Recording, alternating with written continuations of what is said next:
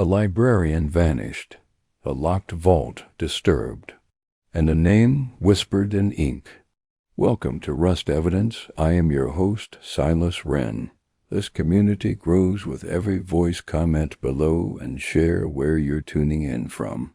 I always look forward to hearing from you. It truly brings these mysteries to life. Now, let's uncover the truth. It had been raining all morning. Not a storm, not a downpour, just that thin, steady drizzle that blanketed Paris in a soft, gray melancholy. The sort of rain that settled in your bones, not because it was cold, but because it reminded you of things, of years gone by, of silences that had lasted too long, of shoes lined up in halls where no one walked anymore. Maigret stood by the kitchen window, holding a half-empty cup of lukewarm coffee, watching water trace slow rivulets down the glass. Across the street, a concierge in a wool coat shook out a mat and looked up at the sky as if she could scold it into stopping. A cat curled itself tighter under the awning of the tobacconists. Madame Maigret had left the radio on low, choppin', or something close enough.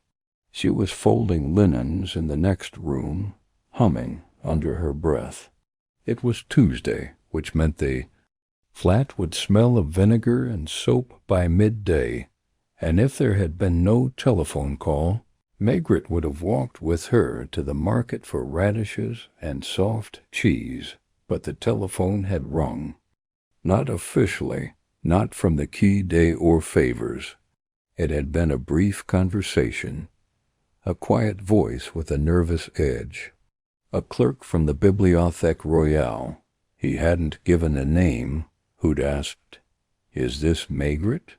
and then hesitated, too long before continuing. "It's probably nothing," the voice had said, which almost always meant it wasn't. "There's been, I wouldn't even say a death. A man collapsed this morning. No violence. The paramedics came. But—" A pause, hesitant, almost guilty. "There's something odd about it. I know this isn't how it's done, but you were the first person I thought of." The line had gone dead before Maigret could ask for details.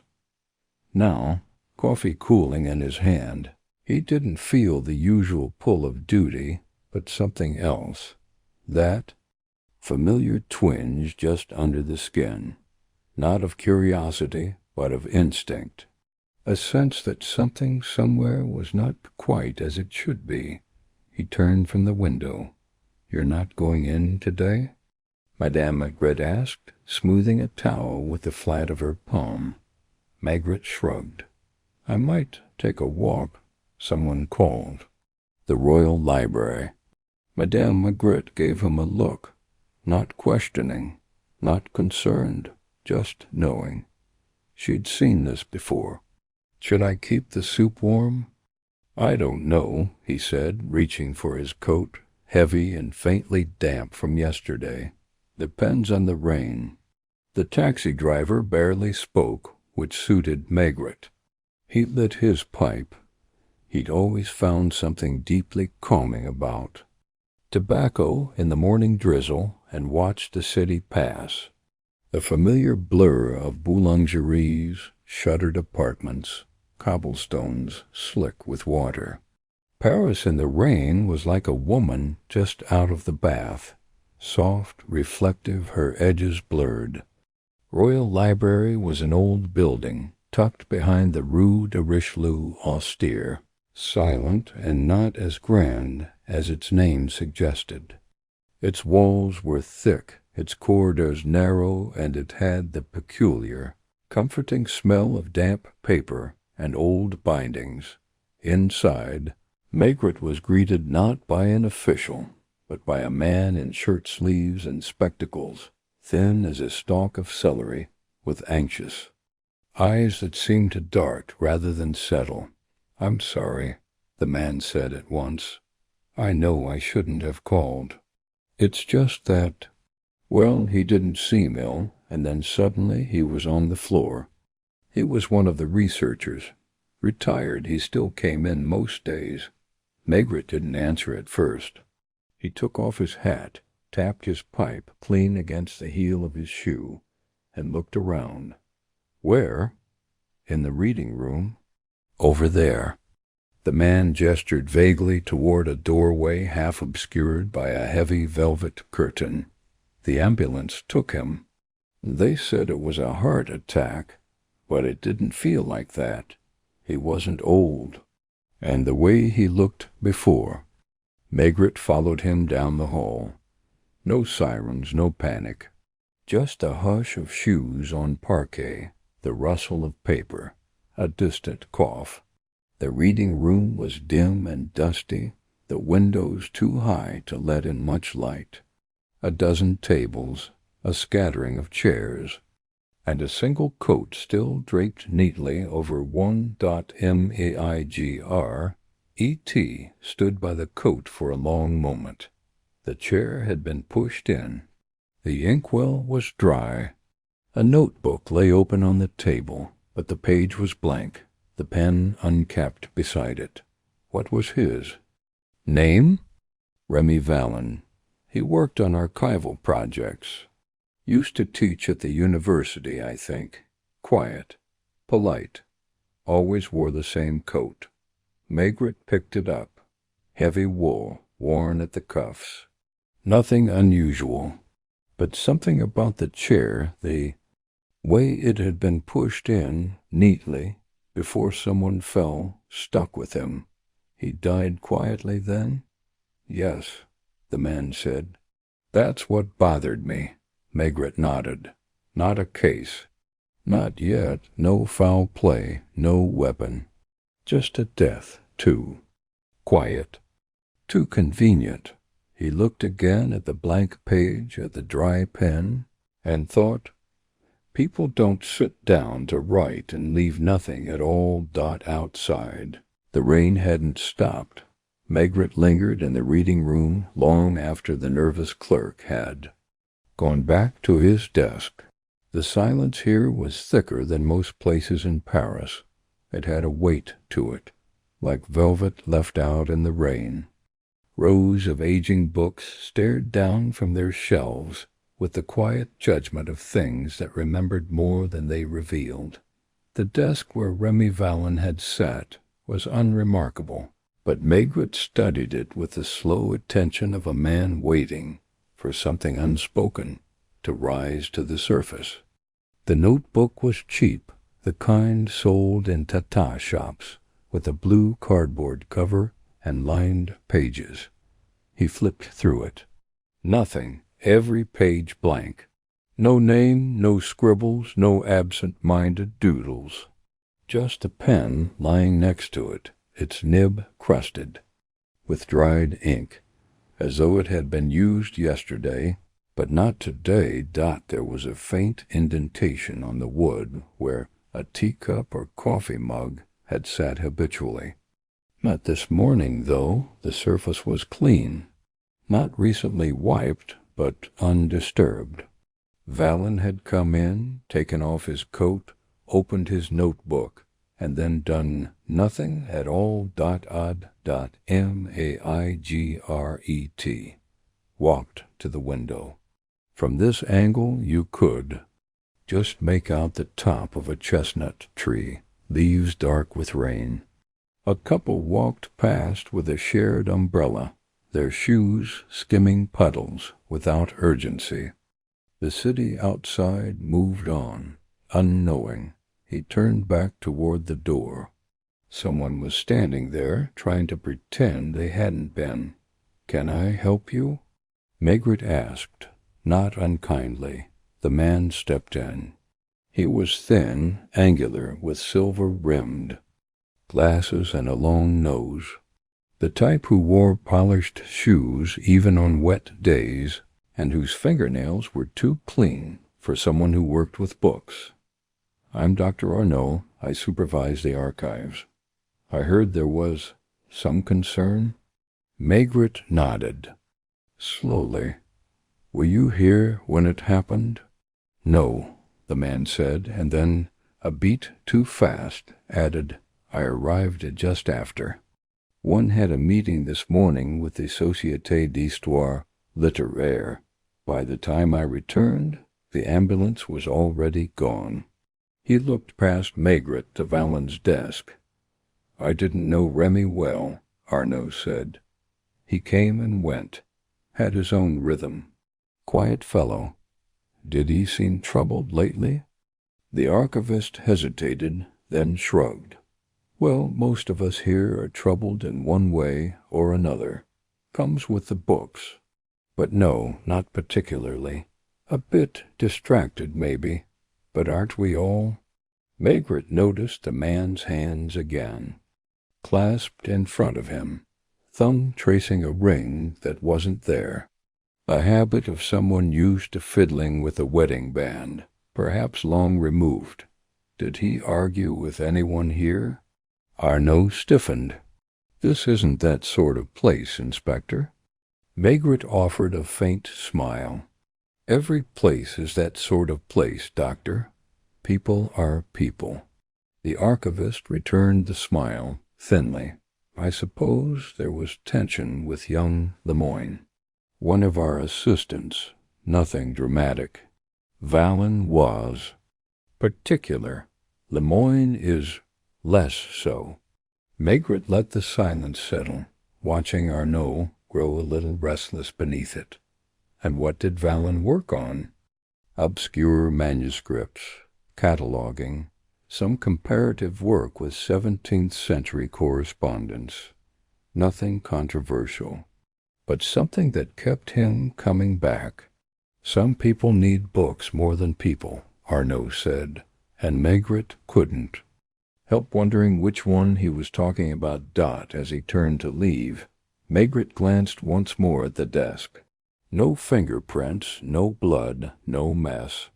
Just a chair pushed in, a blank page, and a sense, faint but persistent, that something had been cleaned up too neatly. Outside, the rain had slackened to a fine mist. He lit his pipe and leaned under the awning, watching a thin young man in a wrinkled shirt dash across the square, clutching a canvas satchel. Perhaps that was Lemoyne. Maigret took a long draw and waited. The young man crossed the square without seeing Maigret. His steps were hurried, not with purpose, but with nervous energy, as if he was late to something he didn't want to attend. He ducked under the library's awning and paused just long enough to shake rain from his shoulders before entering. His satchel, slung carelessly across his back, slapped once against the door frame as he disappeared inside. Maigret waited a moment longer, then followed. Inside, the same hush as before, footsteps muffled by carpet. The scent of paper and damp wool. A clerk passed by without noticing him.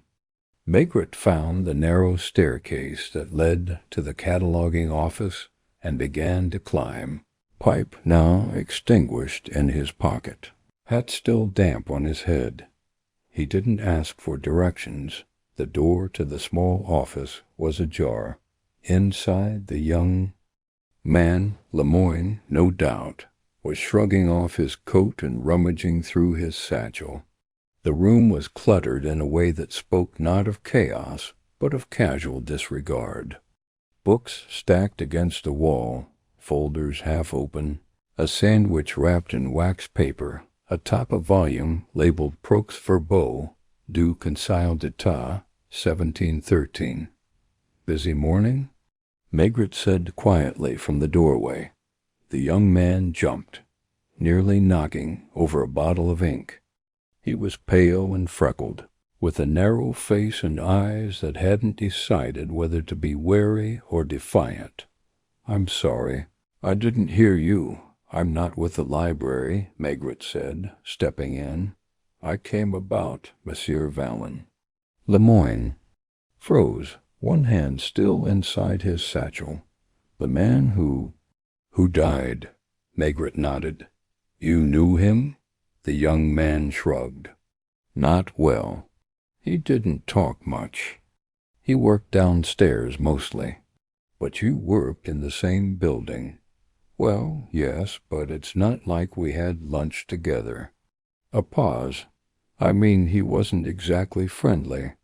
Maigret moved slowly around the room, letting his presence settle like dust in the corners. He examined the spines of books without reading them, tapped ash from his pipe into the wastebasket, even though it had long gone cold. Dr. Arnaud mentioned there'd been some tension between you. Lemoyne flushed. Tension? That's ridiculous. He was old-fashioned, thought I was sloppy. Were you? The young man hesitated. I mean, maybe. But it's not like I mishandled anything serious. He was a perfectionist. Got upset if you misdated a catalog card by 2 days. People get upset about small things when larger things are eating at them. Lemoyne looked away. That wasn't my fault. What wasn't?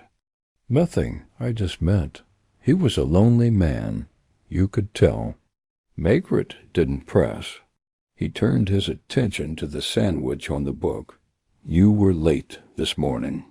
I was. What does that have to do with anything? Did you see Vallon? No. Are you sure? Lemoyne's jaw tightened.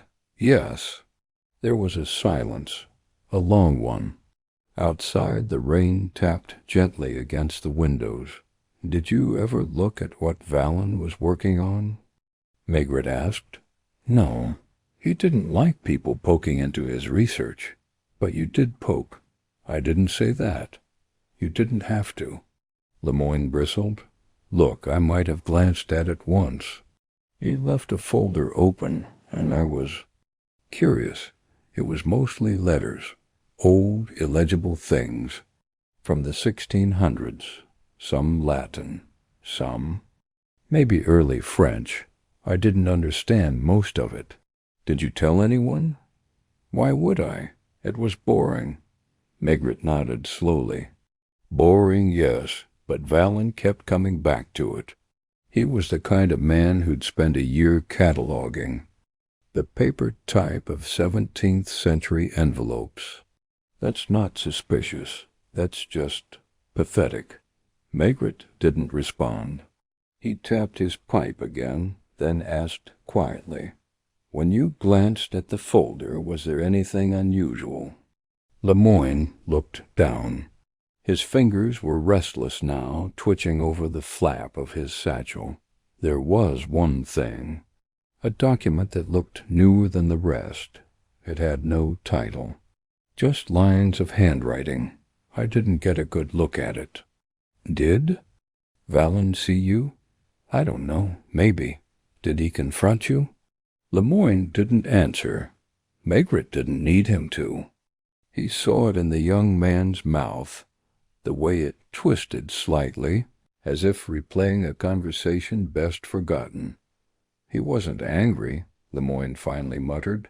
He just said I should be careful, that not everything in history was dead. Maigret raised an eyebrow. What do you think he meant? I don't know. Maybe he was losing it, or maybe he wasn't. The door creaked behind them. Maigret turned to see the same clerk from earlier, the one who had made the call, peering in, uneasy. Excuse me, Inspector. There's Madame Vallon downstairs. Maigret glanced back at Lemoyne. The young man had gone still. She says she wasn't notified officially, the clerk added. She heard from one of the ambulance drivers. She's asking questions. Maigret nodded, pocketed his pipe, and headed for the stairs. Down in the front vestibule stood a woman in her 60s, not tall, but proud in posture. Her coat was elegant, if worn at the cuffs. A navy blue hat sat slightly askew on her head, raindrops clinging to the brim. She held a folded umbrella in one hand, her gloves in the other. Chief Inspector? She asked, before he could speak. "I am Madame Vallon?" She gave a single nod. Her lips were pressed tight, but not in grief, in composure. "I wasn't told. Not by the police. Not by the library. I had to hear from a neighbor that Remy had been taken away. I'm sorry. It wasn't a criminal matter. At least it didn't appear to be." She gave him a long, appraising look. "You're here, though." "Yes." She glanced toward the reading room where her husband had spent so many hours.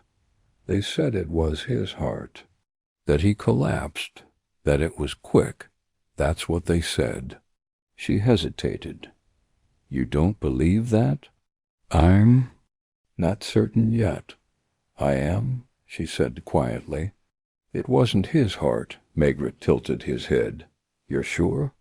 She took a breath, then said very softly, "Remy didn't go anywhere without his pills. He had a mild arrhythmia. Nothing serious, but he took them every morning. They were in his coat pocket. I checked. And they were still there, unused. The dose for today was untouched." They stood in silence, two figures in a quiet library hallway, rain painting watery shadows on the tall windows behind them. "I suppose," she said, "you'll be asking what he was working on." "I was just about to." She smiled without warmth. "He wouldn't tell me. Said it was something delicate. That's how he put it. Delicate. But he'd been different these last few weeks, guarded, as if he expected someone to confront him." "Did he mention anyone by name?" "No," she said, buttoning her coat. "But he'd started walking home a different way. And once I found him burning papers in the kitchen sink." Maigret said nothing. He watched her leave, umbrella now, open, disappearing into the gray drizzle, as if she'd been swallowed by the city itself. He lit his pipe again and thought, a man cataloging old letters, a nervous assistant, a widow who doesn't cry, and a blank notebook where words should have been. Not a case yet. No, but something was being hidden in plain sight. Maigret remained under the awning after Madame Vallon had disappeared into the slow Paris drizzle, her form gradually dissolving into the flow of umbrellas and blurred outlines on the Rue Vivienne. He watched her go, not with suspicion, but with that faint melancholy curiosity that people often evoked in him, people who had quietly carried something they were no longer carrying. She had spoken without grief, without plea, but also without lies. Her statement about the pills had not been for drama. She had simply known something was off, and trusted the quiet in her husband's absence more than anyone else's version of the facts. He smoked, thinking. The uneventfulness of the morning should have been the end of it. A death in a library, no one screamed, no one ran. No visible crime. Yet people were hiding things, small things. That was always how it started. Maigret re-entered the Royal Library. The same soft hush, the smell of old bindings and wet wool. A new visitor might have found the place peaceful. Maigret found it full of silence that meant too much. He made his way back to the reading room, not to the desk this time, but to the rows of cabinets behind the circulation counter. These were used by researchers with special access to lock away documents they hadn't finished with. Each small drawer was labeled in a neat, calligraphic hand. There was no one watching. He moved slowly, almost idly, as if he'd lost something unimportant. Many drawers were empty or filled with folders in institutional manila, labeled with strings of numbers and dates. Others were locked. Vallon's Drawer was labeled simply, Valen R.empty.maigret, stood looking at it for some time. Not surprised, just confirmed. A man doesn't come to a place nearly every day, sit at the same desk, write nothing, and leave nothing.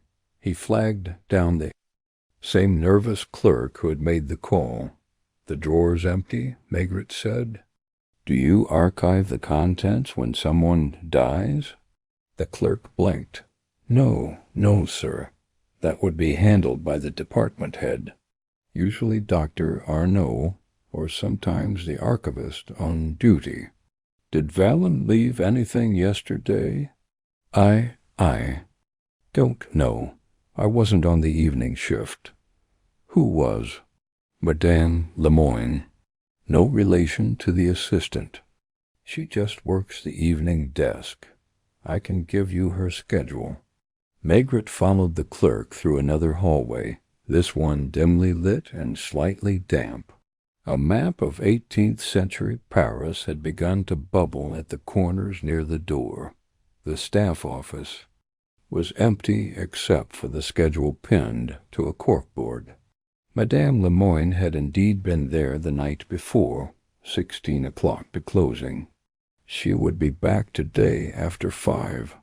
He noted the name, then took a moment to walk back through the library stacks. He wasn't looking for anything in particular. He was just letting the place speak. People left traces. They often didn't realize it.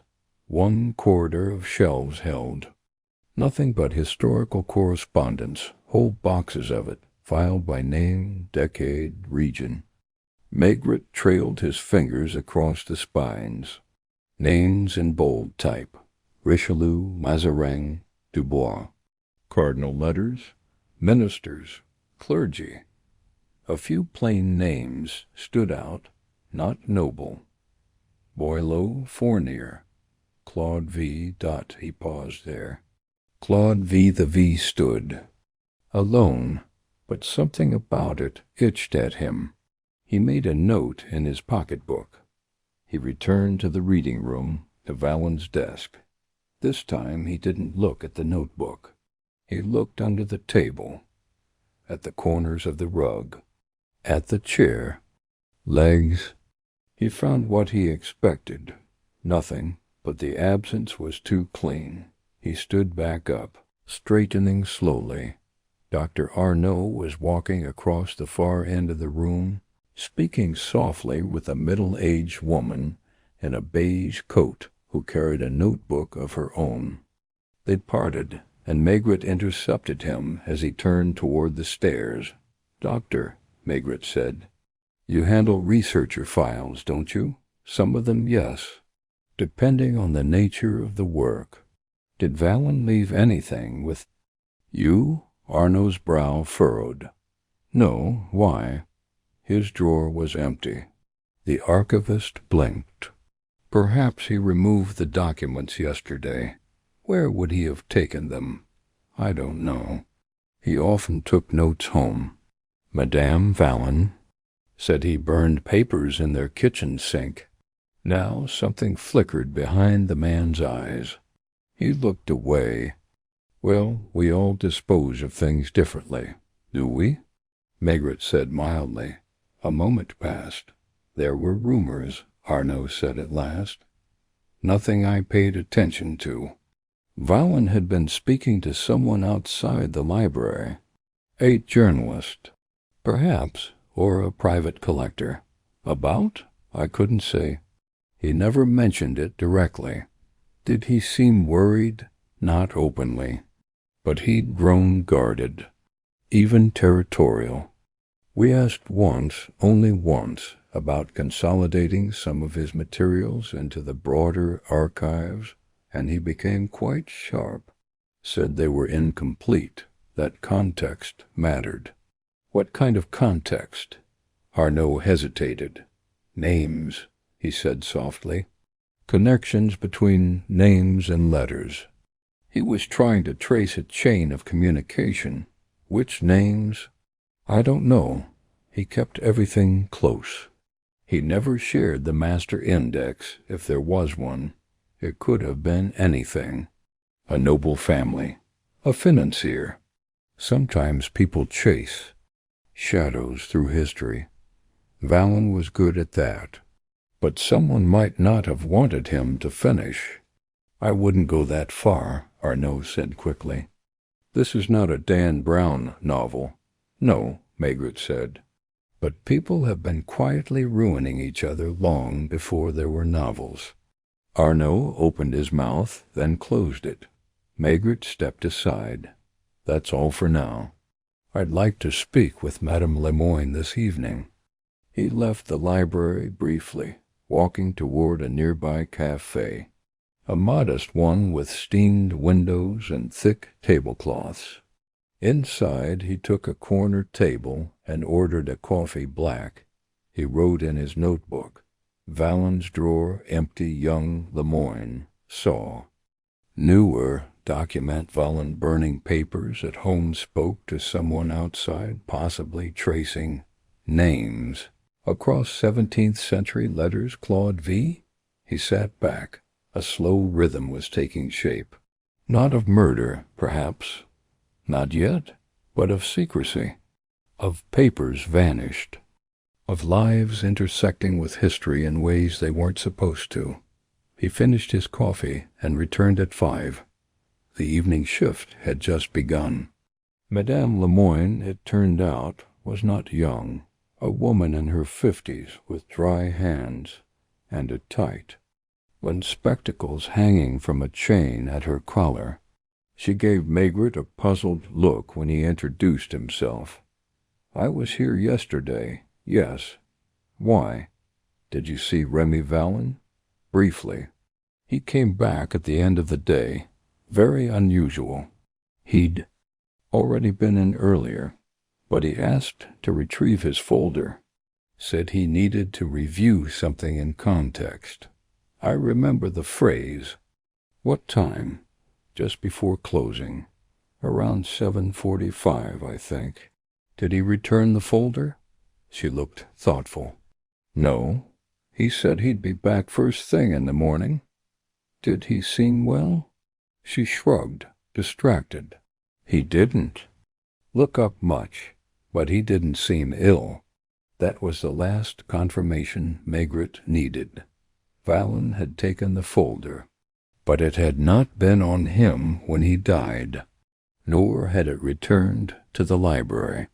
Somewhere between 7:45 p.m. and 9 o'clock the next morning, a man with a folder of historic letters had vanished into the rain, and reappeared as a corpse with no bag, no notes, and a blank page in front of him. Not suicide. Not yet murder, but definitely. Interference, and interference, Maigret knew, came from fear. Maigret rose early the next morning, even before Madame Maigret had started the coffee. A low fog clung to the city, diffusing the light into a pale gray that settled on rooftops like ash.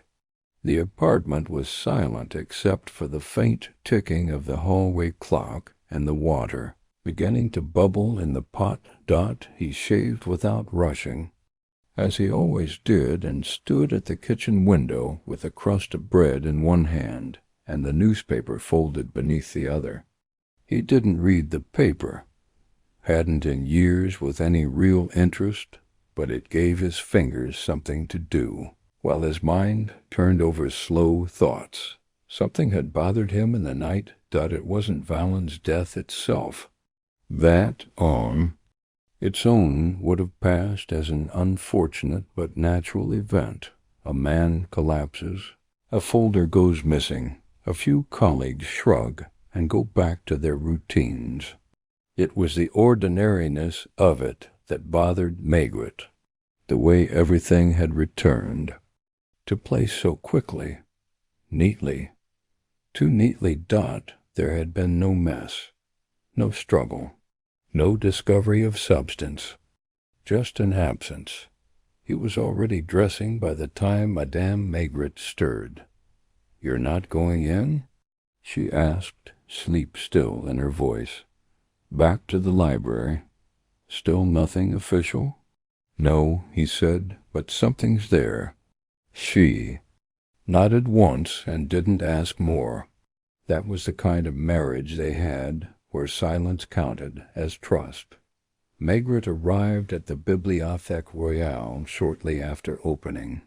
The morning staff were only just settling in, unlocking cabinets, adjusting blinds.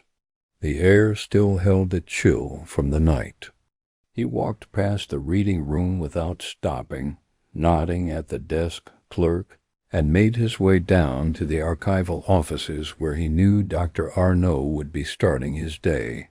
The door was ajar. Inside, Arnaud stood at a tall filing cabinet, pulling thin drawers open with careful librarian precision. Doctor, Maigret said by way of greeting. Arnaud turned, startled. Chief Inspector, you're early? I find people are less guarded before their coffee. Arnaud offered a thin smile. I haven't had mine yet, if that's your point. Maigret stepped inside, not sitting, just standing with his hands in his coat pockets, observing the narrow space, the overflowing shelves, the photographs of long-dead scholars pinned to the wall.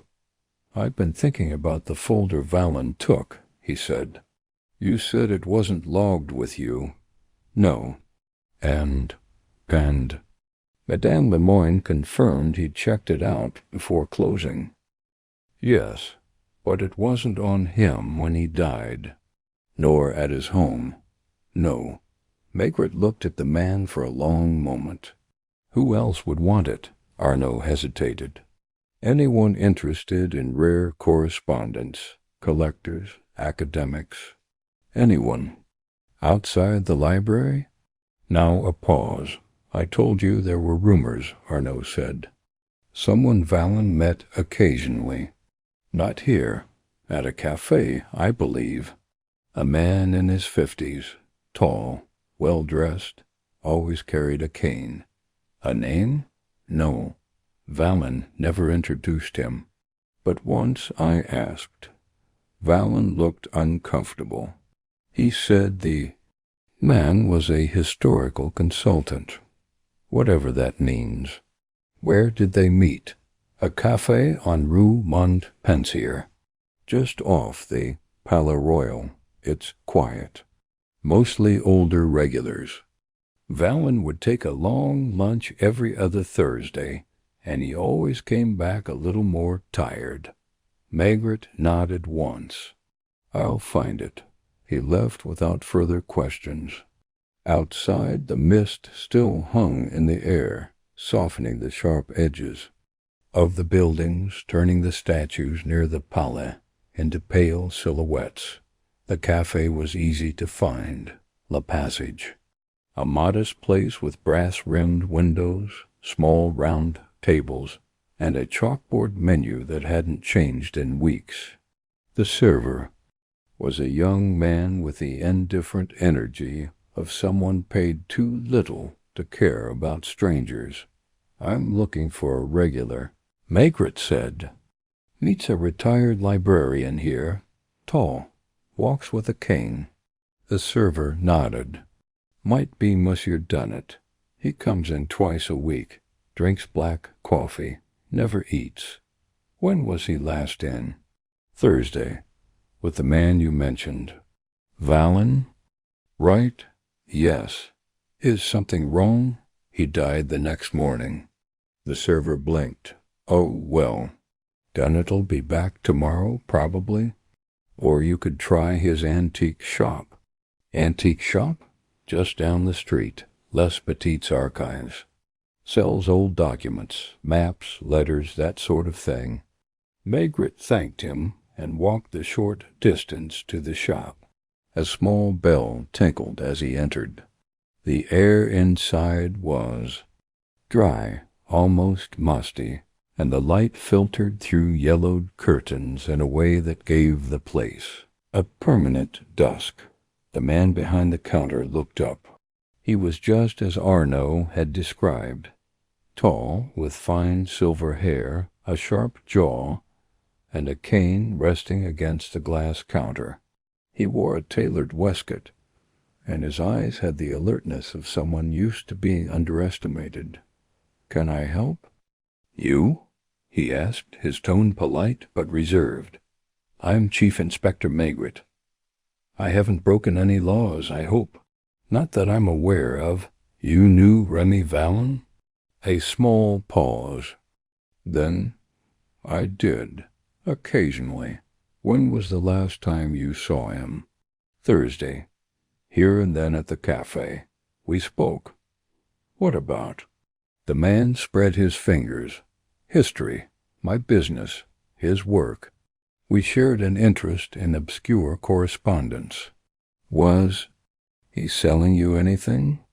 Now the man's mouth tightened slightly. "That depends what you mean. Let's not play with words." "Did he bring you a folder of original documents?" "He brought copies." "Did you pay for them?" "No. We were in early discussions. He believed he'd stumbled upon something unusual, possibly unpublished references to a financial network operating under the Ancien regime.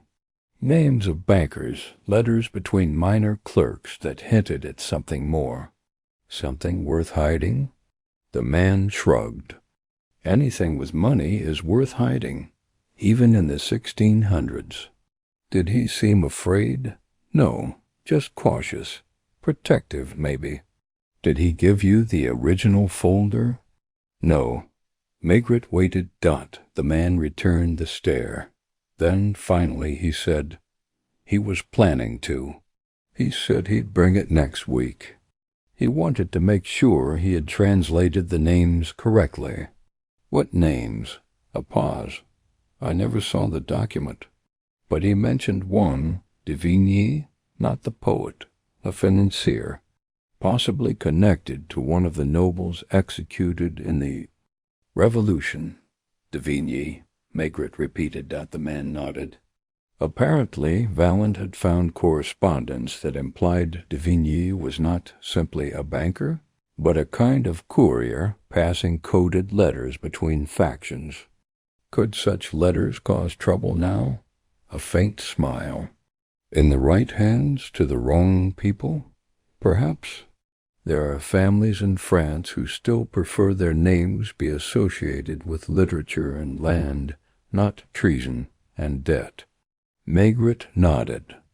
"Did anyone else know Vallon was working on this?" "I don't know. He was discreet, but someone might have guessed. He once told me he believed someone at the library was watching him." "Who?" "He didn't say." Maigret took out his notebook. "You'll be available for further questions?" "I live above the shop. You'll find me." Outside, the fog had begun to lift, leaving the pavement damp and shining. Maigret lit his pipe and stood for a moment under the shop's overhang. The story was forming shape now, like a figure behind frosted glass. A man following a paper trail. From centuries ago, a folder that vanished. A document naming names that still mattered. Not famous names, perhaps, but delicate ones, the sort that preferred to remain folded between old pages. It wasn't a conspiracy in the grand sense. Not yet, but it had the scent of quiet panic. Maigret knew. People lied badly when they were afraid of ghosts with names. The fog had lifted by midday, but the sky remained a dull, colorless sheet, offering neither brightness nor shadow. Maigret walked the long way back to the Quai des Orfèvres, his hands sunk in his coat pockets, the bowl of his pipe empty, but still clenched in the corner of his mouth. He wasn't due at the office. In fact, there was no case officially tying him to Vallon's death. No report filed, no superior breathing down his neck. But experience had taught him that when a man died quietly, and left more questions than footsteps, there was usually something to uncover, something human, if not criminal. He didn't return to his desk. Instead, he went directly to the library at the Ministry of the Interior, not far from the Palais de Justice. It was a cramped room with high shelves and poor lighting, but it held an index of noble families, banking houses, and official correspondence spanning the centuries. There were directories more discreet than the archives, records of post-revolution property transfers, quiet pardons, sealed indictments. He asked the librarian, a heavy-set woman with ink-stained fingers and a fondness for old gossip, for references to de Vigny in financial contexts, late 17th to early 18th century. She peered at him over her glasses. "Not the writer?" "No." "Then you're looking for the other one." "There's another?" She disappeared between the stacks and returned with a single folder, brittle papers and yellowing index cards, typed decades ago. Maigret sat by a small lamp and began flipping through them. The name came up twice. Once, in a record from 1710, Bernard Vigny, listed as a notary and facilitator of financial transactions between court-adjacent families. The second entry, dated 1792, listed a Peer de Vigny, presumed descendant, executed for undermining the revolutionary credit structure. Maigret paused on that line. Undermining the credit structure, a dry phrase with sharp edges. There was also a marginal note, almost an afterthought, that read, "Correspondence rumored between B. de Vigny and agents of the church concerning gold transfers." No further detailed dot. He closed the folder and thanked the librarian. On his way out, he made a mental note of the names mentioned in the documents, not because he expected them to reappear in the present, but because he suspected someone else did. Back at the Royal Library, he returned once more to Valogne's familiar desk. It hadn't been claimed by anyone else. His coat was gone, of course, but the ink stain on the blotter remained, and the dry pen still lay beside the blue notebook, like a mute witness waiting for someone to finish its sentence. He looked again at the surrounding shelves. Valogne's reading habits might say more than his colleagues did. A few empty slots bore small slips. In use by R. Vallon. He noted the call numbers. .1, curiously, was not a historical manuscript at all. It was a bound thesis, suppressed. Noble Networks in the Bourbon Regency, a study of shadow economies. He requested it from the desk. The volume was dry, academic, the kind of text read by no one except students desperate for citations. But someone had placed small slips of folded paper between certain pages. Valogne's likely. Not notes, just markers. Maigret read the passages they marked. All of them referenced encoded communication, letters between stewards, land transfers cloaked in church donations, recurring use of pseudonyms, and all were tied, in some vague way, to certain families still present in Parisian society, not publicly powerful anymore, but still quiet fixtures in government, finance, diplomacy. He found a name again. De Vigny, always just on the edge of things. Never central, but always present. He returned the book, then stood again in the main room. The place was warm with heating now. Outside, the sky had darkened again. It would rain before nightfall. He made his way to Lemoyne's cluttered office. The young man was alone this time. A sandwich untouched beside him, glasses smudged on the bridge of his nose. Maigret said nothing at first, just sat down across from him without being asked. "I went to see Vallen's contact," he said. "The antique dealer." Lemoyne stiffened. "And?" He confirmed Vallen was working on something. Letters that connected certain names, possibly descendants of noble families, possibly some still influential. "I told you, he was obsessed with names." "Yes," Maigret said, "and you were nervous about it. Not because of what he was doing, but because of who might find out." Lemoyne blinked. His lips parted, then closed again. "Did you take the folder?" "No, but you knew it existed." Lemoyne swallowed. "He warned me once. Said I shouldn't ask questions I wasn't ready to hear the answers to. I thought he was joking. Then he changed. About 2 weeks ago. He stopped nodding when we passed in the halls. Locked up his things more carefully. Sometimes he didn't even sit in the reading room. Just walked, pacing between shelves, like he was trying to remember something." Maigret leaned forward. "Slightly. And did anyone else ask you about him?"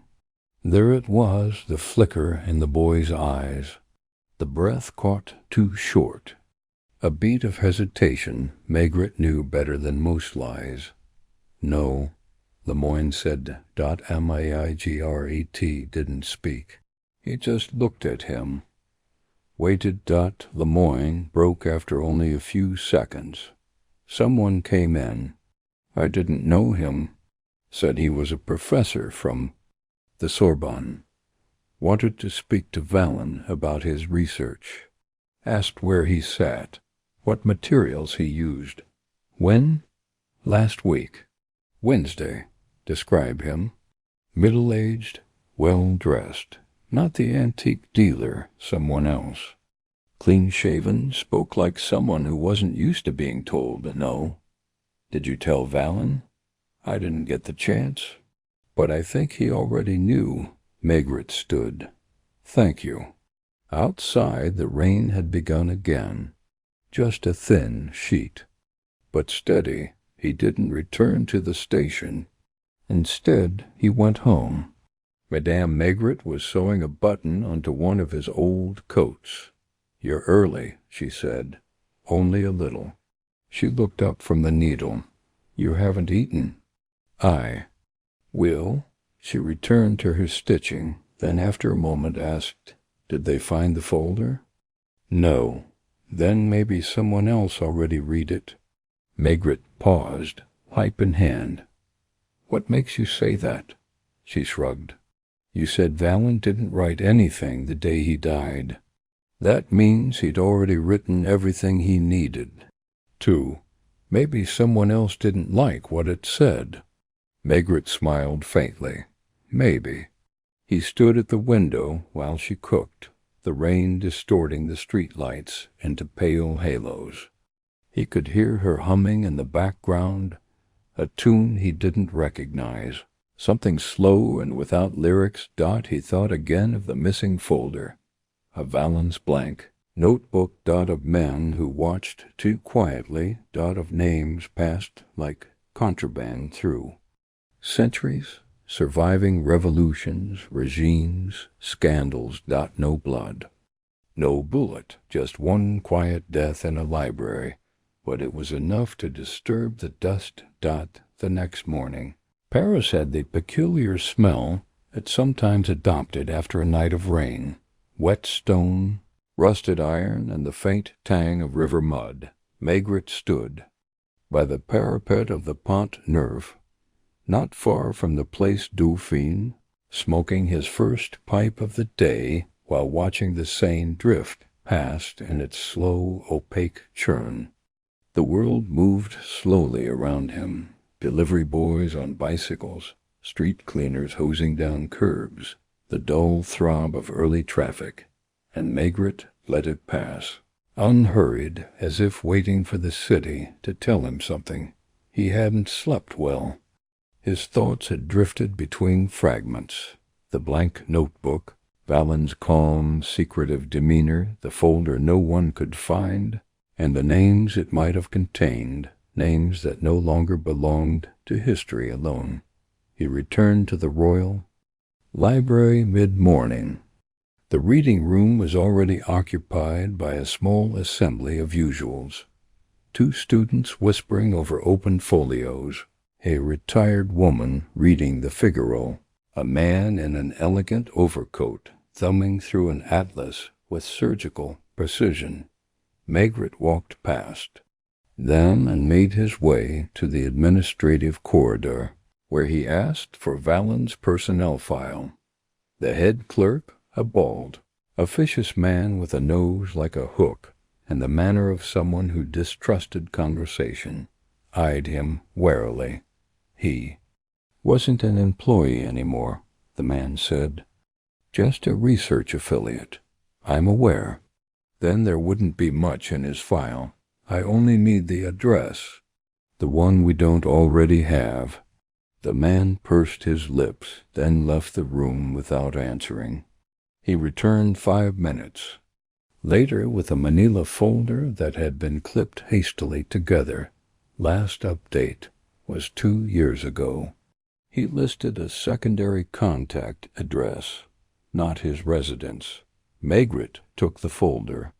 The second address was in the 7th arrondissement, Rue de Verneuil, a private residence. Underneath, the contact name had been scratched out with black pen, but not thoroughly. Maigret held the sheet to the light. The name beneath was faint, but still legible. .le acute on Ard Vautrin. He recognized the name vaguely, not from any official case, but from the edge of things. Vautrin was the sort of name that surfaced in bureaucratic gossip.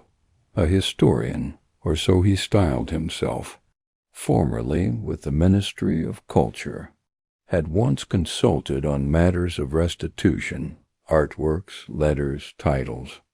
A man with too many contacts and too few publications. The kind of man, Maigret thought, who might have wanted something Valen had found. He made his way to Rue de Verneuil. The building was handsome, 5 stories, with wrought iron balconies, and ivy creeping up its side like a reluctant confession. The concierge was a woman of indeterminate age with hair dyed too black for her complexion and the short, curt answers of someone who had worked too long in other people's lives. Vautrin? She repeated. Top floor. Rarely in. Have you seen him this week? She narrowed her eyes. Yesterday. For a few minutes. Left in a hurry. Looked pale. Maigret thanked her and climbed the stairs. The top-floor apartment was modest, a dark wood door with a polished brass handle and no nameplate. He rang the bell and waited. No answer. He tried again. Then knocked. Still nothing. He reached into his coat and pulled out a slim piece of folded cardboard. A letter of informal authorization signed long ago, allowing entry when necessary. It wasn't quite official, but it often opened doors. The concierge, reluctant but ultimately cooperative, produced a spare key from a metal box behind her desk. The apartment was dim, the curtains drawn. Maigret entered slowly, leaving the door slightly ajar behind him. The air was dry and faintly sour, not neglect, but the stale hush of a room that kept secrets. Books were everywhere, stacked on tables, spilling from shelves, even resting on the floor beside armchairs. The kitchen sink was clean, the ashtray on the writing desk full. No signs of struggle. But the desk itself was interesting. A single folder lay open. Inside, typed notes, transcriptions of correspondence dated 1703, 1711, 1,715, all cited from private collection. A few had annotations and neat handwriting. Valens, Maigret. Recognized it immediately. So this was where the folder had gone. He flipped through the pages. Not all of them were copies. Some were photographs, high-resolution scans of original letters. Ink faded, signatures partial, but names intact. De Vigny, Dormison, Delmare, CLV.CLV, Claude V. The same initials he'd seen in the Royal Library stacks. A coded network of intermediaries. Not proof of wrongdoing, no. But suggestion. And sometimes suggestion was more dangerous. He turned to the final page.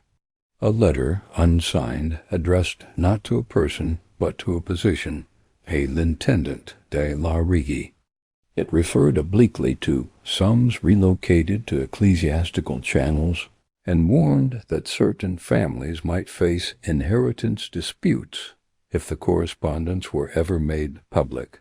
A veiled threat, centuries old, but still barbed. Knock at the door startled him. He turned. Vautrin stood in the hall, hair disheveled, coat damp with fresh rain. For a moment neither man spoke. Then Vautrin smiled, not warmly. "Inspector," he said, "I suppose I should have expected. You moved the folder. I safeguarded it." Maigret said nothing. Vautrin stepped inside without invitation and took off his coat. His hands trembled slightly, but his voice did not. Remy came to me when he realized what he had. He didn't want to sell, not at first, but he also didn't want it buried again. He thought I might know how to bring it into the light without scandal. You didn't? No, Vautrin said, because I looked closer.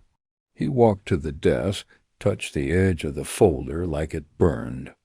These names, these letters, they don't just connect people long dead. They connect to things that still exist. Titles, property, legacies.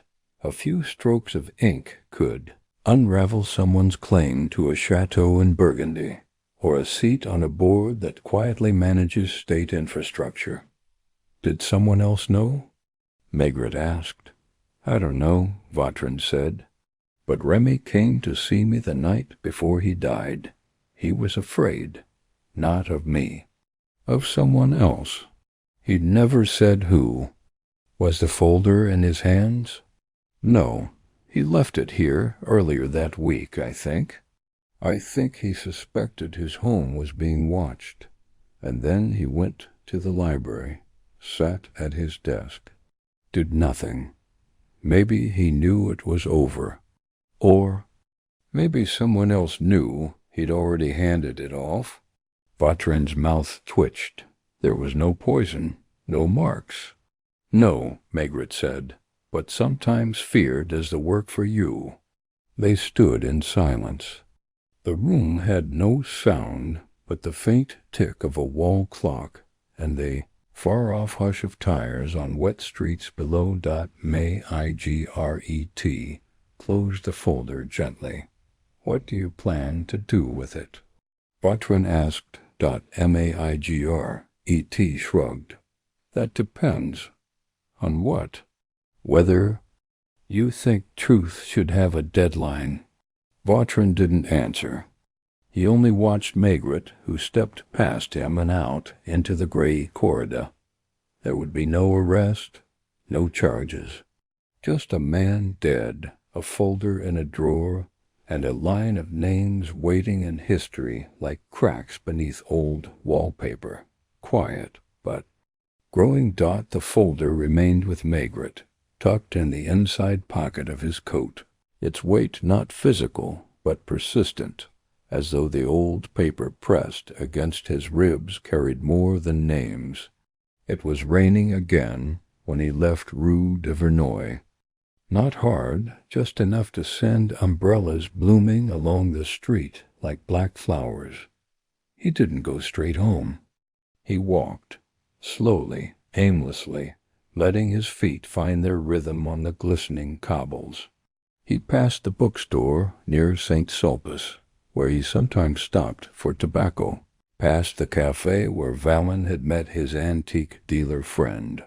All unchanged, ordinary, Paris at its most unremarkable. But beneath the surface something had shifted. Not dramatically. Just enough that by the time he reached the Quai des Orfèvres, his coat was damp at the shoulders. He entered the building not with the urgency of a man chasing resolution, but with the weight of someone returning to a room that had been left waiting for him. He didn't go to his office. He went instead to the records division, where everything forgotten was alphabetized and boxed. Looking for something specific, Chief? Asked Jules, the archivist, an old acquaintance with a fondness for biscuits and obscure death certificates. Maybe. I need anything we have on Leonard Vautrin. Personal, professional, background. Jules rubbed his jaw. Not police? Not officially. Jules disappeared into the back and returned 20 minutes later with a modest file. Thin, he said. He's one of those men who exists mostly in footnotes. Maigret took it to a side table. The contents were sparse, a few forms. An application to the Ministry of Culture from 15 years prior. A redacted memo regarding restitution disputes in 1967. Nothing suspicious. Nothing obvious, but one note stood out. A list of names Vautrin had submitted as references when applying for a Heritage Committee position in 1972. All were officials. 2 were familiar, the third struck him. Etienne de Vigny, a descendant, perhaps, or simply a namesake.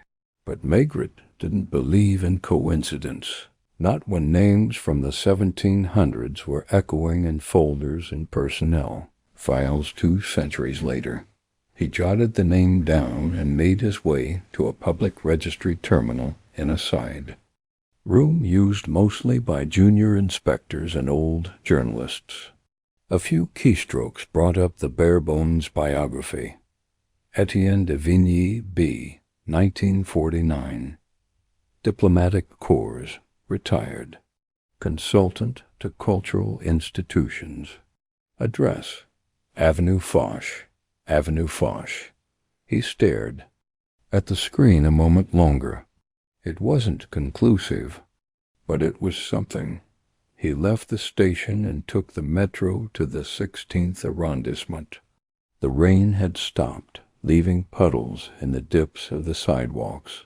Avenue Foch was its usual self, hushed, immaculate, with facades too clean for the fancy for the lives they concealed. The building was guarded, not militarily, but with the quiet efficiency of private wealth. Maigret showed his card, offered no explanation. That was usually enough. A valet escorted him up a private lift. On the 5th floor, a maid opened the door. She didn't ask his name. Monsieur de Vigny is in the salon. The salon was large, sparse, filled with indirect light and the scent of polished wood. A grand piano sat untouched by the windows. A tall man in his 70s stood at the bar cart, pouring a glass of white wine. "Inspector," he said, not turning, "you've taken your time." Maigret said nothing. He stepped inside. I had a feeling someone would come, de Vigny said, finally facing him. His features were fine, aristocratic, the word might be. Clean-shaven, eyes like polished slate. After Vallon's death, I mean, you knew him. I met him. Once. He sent me a letter requesting clarification on a family name in a series of letters he claimed to be cataloging. The tone was odd. Not academic, cautious, I invited him for coffee. He declined, sent more letters. What did he ask? Whether any of my ancestors had ever used pseudonyms when conducting financial business on behalf of the church. And? Had they? Davigny smiled. Does it matter? It mattered to him. I imagine it did. He sipped his wine. But the past, Inspector, is a fragile thing. It bends toward myth, toward the version that survives. Or the version that's allowed to survive. Davigny inclined his head. Indeed. Maigret remained standing. Did you speak to anyone else about Vallon? No. Did anyone ask you to? Now that, Davigny said, would be a question I would prefer left unasked. Maigret nodded once. That was all the confirmation he needed. No confession. No direct implication. Just a closed circle of silence, the kind only the old families could maintain. No threats, no bribes, no desperate cover-ups. Just a shared understanding. Some things are not to be brought into the light. He left without being dismissed. The lift hummed down. Outside, the air was cooler, less heavy. At home, Madame Maigret had just taken a tart out of the oven. Apple with cloves? The kitchen was warm, and the smell reminded him of afternoons years ago, when the only mysteries were which window let in the draught and where he'd misplaced his reading glasses. He hung up his coat. The folder was still inside it. You're quiet, she said, setting down plates. He nodded. Did you find out who killed him? No, he said. He wasn't killed, but he was frightened, pressured, nudged, maybe, just enough. She served him a slice. And now? Now, Maigret said, the folder goes back to the archive. Maybe not immediately. Maybe not all of it. But eventually, the names will survive. The ones that matter always do. They ate in silence while the evening passed slowly. The rain returned. Later, as he stood again at the kitchen window with his pipe, and the lights of Paris blinking through the mist, Maigret thought of Vallon sitting at his desk in the Royal Library, thought of the blank page, the pen beside it. The unspoken choice to name a thing is to make it real, but to leave it unwritten, that, too, is a kind of power. And Vallon, in the end, had chosen silence. The next morning came with no urgency. The rain had stopped some time in the night, leaving the streets damp but not hostile. The Seine, for all its quiet movement, seemed to pause under the bridges, reflecting the slate-colored sky without a ripple. Paris was beginning to breathe. Again, after several days steeped in mist and memory. Maigret walked to the Royal Library, without purpose beyond completion. The folder, now carefully wrapped in thick brown paper and tied with a string, sat beneath his arm. He could have delivered it directly to the police archives or kept it tucked away in his desk drawer for safekeeping. But it belonged here, not to Vautrin, not to Vallon, and certainly not to the men whose names curled through its pages like vines around a grave. Inside, the familiar hush greeted him. The floorboards still creaked in the same places. A distant cough echoed between. Shelves. The world hadn't changed. Only the people who moved quietly within it. At the circulation desk sat Madame Lemoyne, spectacles perched on her nose, hair drawn back severely as always. She looked up and gave a slow, cautious smile. Back again, Inspector? He nodded. Just returning something. She reached for the parcel without question. He placed it before her gently, like an offering. Her fingers brushed the string but didn't untie it. "From Vallon?" she asked. "In a way." She looked at him. "Will it go in the collection?" "I imagine so." She hesitated. "Then maybe someone else will finish what he started." "Maybe," Margaret said. "Or maybe it's enough that it exists." He left her with it. He didn't need to linger. There was nothing left to ask. Only the slow rearrangement of silence into history, the shift of something once hidden becoming simply overlooked. As he stepped into the main reading room, his eyes scanned the tables out of habit. The same elderly woman read the Figaro, wrapped in her shawl.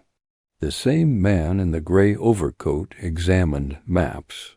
Students hunched in concentration. And then there was Lemoyne. The young assistant sat at the edge of a table near the window, the light falling unevenly across his notebook. He looked up when Margaret approached, unsure whether to stand or not. Margaret waved him to remain seated. "You were right," the inspector said, pulling out a chair across from him. "There was something in those letters." Lemoyne swallowed. "Are you going to publish it?" "No. Why not?" "Because the people who should care won't. And the people who do care would rather it stays forgotten. There's no justice in old names. Then why did Vallon work so hard to uncover them?" Margaret studied the young man's face, earnest, eager, slightly unshaven, a face still learning how to hide thoughts. "Because some people feel the truth should be known," Margaret said quietly. "Even if it doesn't change anything, even if no one listens. There's dignity in that." Lemoyne looked down at his notebook. "I think he was scared near the end." "He was," Margaret said. "Do you think someone threatened him?" Margaret paused. "I think someone reminded him of the cost of truth. That's often more effective than a threat." They sat quietly for a moment. "You were close to him?" Margaret asked. "I respected him," Lemoyne said. "Even when he was cold. He believed in the past like it still mattered." "It does, but people pretend it doesn't," Margaret nodded. "That's how they protect themselves." He stood, slowly, the wooden chair scraping faintly. "If you ever come across something that feels heavy," he said, "don't try to carry it alone." Lemoyne looked up. "Would you have helped him if he'd come to you?" "I don't know," Margaret admitted. "He didn't give me the chance." He left Lemoyne sitting there, staring out the window where the sun was just beginning to break through the cloud cover. The light pooled across the parquet in soft patches, like stains left by time. Margaret didn't go far. Just to the back of the library, to the restricted stacks where the most fragile documents were kept. He knew the layout now, knew which cabinets held personal correspondence, which ones carried the markings of the church, of nobility, of financial institutions now long defunct. He paused before a drawer labeled simply CLV, then moved on. There was no longer a need to open drawers. He had what he needed. Back outside, the streets were dry, the sky pale blue. Paris had shrugged off the rain and was already dressing itself for another afternoon. Buses rumbled. Footsteps clicked. The ordinary had resumed. Margaret crossed to a small cafe he hadn't been to in years. He ordered a beer and took it outside, where the tables were mostly empty. He lit his pipe, let the tobacco catch, and leaned back in his chair. From where he sat, he could see the dome of the Pantheon in the distance, rising solemn and pale above the rooftops. Beneath it lay the bones of great men, men whose names had survived not because they were just, but because they had been repeated. He thought of Vallon, the quiet librarian, the reluctant truth-teller, a man with no monument, no obituary, no scandal to his name, but his folder now lived in the archive. That was enough. Maigret drank his beer slowly, watching a boy chase pigeons across the square. He thought of how history was never quite as buried as it seemed, of how some truths didn't need to explode. They only needed to remain intact, even if unread.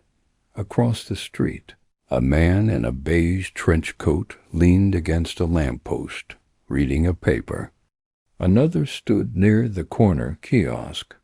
Neither of them looked twice at Maigret, but he noticed them just the same. Old names, old families, old debts. They weren't sending threats. They were simply making sure the world returned to normal. It usually did. He didn't mind. He wasn't interested in scandal, only in people, and what they were willing to carry alone. Maigret finished his beer and lit another pipe. The days that followed unfolded with a slow and subtle retreat, like the city itself was letting go of something it hadn't realized it was holding. Rain gave way to brittle sunlight. People returned to their errands and their silences. Maigret, for his part, resumed his usual rhythm, not out of resolution, but out of habit. That was how it often ended, not with revelation, but with resignation. He did not speak again to Vautrin, nor to de Vigny. There was no need. Each had returned to his own corner of the city, satisfied, perhaps, that the folder was no longer in circulation. Maigret knew he was being watched, not with malice, but with measured caution. The sort of invisible pressure exerted not by criminals, but by men who had long since learned how to make their discomfort known without speaking. Still, the folder remained with the library. Madame Lemoyne had it catalogued under a neutral title: Misc Letters Bourbon Period, Private Correspondence Unverified, and placed it in the restricted stacks where it would sit for years, perhaps decades, until another Vallon came along to read between the lines. If anyone ever did. Back at the Quai des Orfèvres, the murder files piled up as they always did. Drunks with broken bottles, jealous lovers with shaky hands, thieves who got carried away.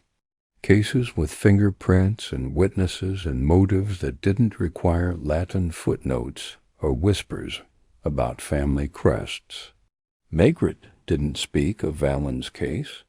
It hadn't been officially assigned, and no one had asked. Not even Lagnon, who had passed him once in the corridor with a long-suffering look, had muttered something about real work. It was the sort of case that left no paperwork. One afternoon, a week after the last conversation with Lemoyne, Maigret passed the Royal Library again on his way back from a dull interview in the Latin Quarter. Something compelled him to stop, a vague instinct, not quite curiosity, not quite finality. He entered without hesitation and was greeted by the same familiar hush, as if the place itself had been waiting for him. Lemoyne was not at the cataloguing desk. Instead, Maigret found him in the reading room, seated at Vallon's old spot, the one by the tall window where the light always came in a little unevenly. The notebook was open before him, this time not blank. There were lines, short ones, careful script. He looked up as Maigret approached. "Inspector," he said. His voice was quieter, but firmer than before. Less hesitant. Maigret didn't sit. He rested his hands on the back of the chair across from the young man. "You're still writing?" Lemoyne nodded. "Just notes, nothing formal. About Vallon?" "About what he left or didn't leave." Maigret watched him for a moment. "And do you plan to finish what he started?" "I don't know yet." "That's a good answer," Maigret said. "People who know too quickly are usually wrong." Lemoyne smiled faintly. He looked older, or perhaps just less restless. "Was there anything in the folder," he asked, "that proved anything?" "Something definite?" "No," Maigret said. "Nothing certain. Only suggestion, but sometimes that's more dangerous." Lemoyne nodded. "Then why let it stay here?" "Because history belongs to places like this," Maigret said. "Not to people who try to bury it. If someone wants to forget, they can stay away. If someone wants to find it again, they'll know where to look." The young man said nothing. Maigret watched as he picked up his pen again and drew a careful underline beneath a sentence Maigret couldn't see. "I suppose," Lemoyne said after a moment, "that Vallon never really expected it to make a difference." "No," Maigret said, but that didn't stop him. He turned to leave, offering no parting, no handshake, just the slow gait of a man who knew when his role was done. Outside, the city was in late afternoon, the sun already retreating toward rooftops, throwing long shadows along the pavement. He walked without aim through the Fifth Arrondissement, past cafes filled with students, past shuttered antique shops, past the flaking signs of old second-hand bookstores. His pipe remained in his pocket, unlit. There were moments when tobacco wasn't needed, only air. Eventually he found himself near the Luxembourg Gardens, where children were sailing small, boats in the pond, their reflections chasing them across the surface. He sat on a green chair and watched Dot. The folder would outlast him, he knew, as would the names. History was a patient thing. It didn't care who whispered or who shouted, only who bothered to record the whispers. Later that evening, back at home, Madame Maigret was setting the table. He offered to help, as he sometimes did when his thoughts had weight. She gave him a look, a quiet look, that said she understood he wouldn't talk about it, not in detail. Not tonight. Maybe not ever. Over dinner they spoke of small things, the grocer's new apprentice, a neighbor's troublesome nephew, a distant cousin sending a postcard from Albi, the kind of details that anchored one to the present. Afterward, as they drank coffee in the warm kitchen, she asked without turning her head, "Was it one of those cases?" He smiled. "No case, but something. Yes, something." She nodded. Content with that dot, he stepped to the window.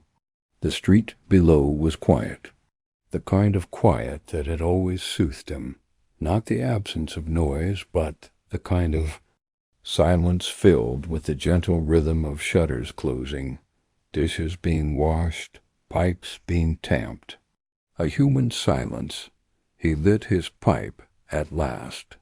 The first draw brought the familiar comfort.